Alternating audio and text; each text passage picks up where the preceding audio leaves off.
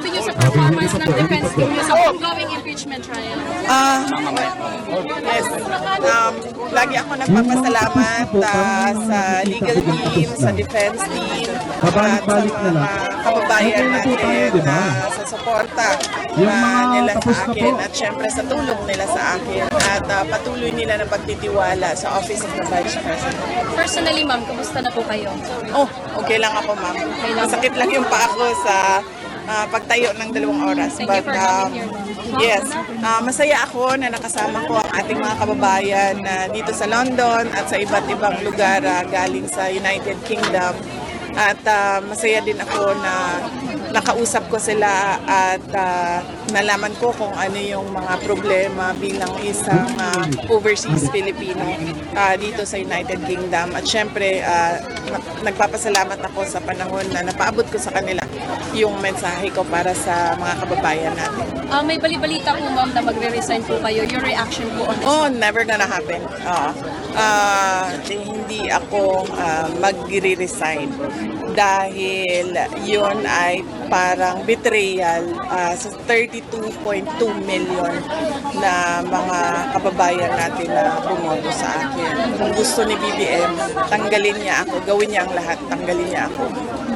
You have publicly declared, ma'am, that you will run for president sa 2028, and Senator Robin Padilla said that he is willing to run as VP. Your reaction to this, ma'am?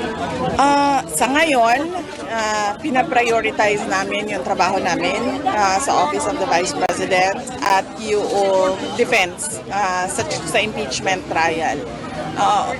Kahit pa man na sinabi ko na tatakbo ako sa 2028 elections, lahat ng preparations doon ay mangyayari kapag tapos na yung impeachment trial.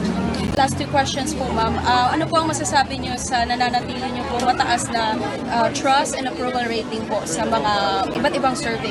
Oo.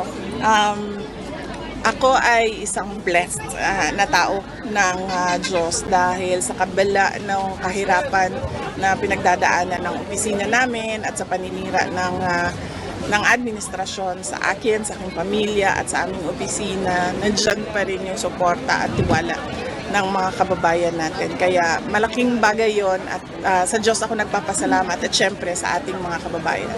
Last question, ma'am. Ang huling mensahe niyo po para po sa ating po mga kababayan. Oh yes. Huwag tayong mawala ng pag-asa. Alam ko frustrated na ang mga tao, galit na ang mga tao at nawawalan sila ng pag-asa na kung meron pa bang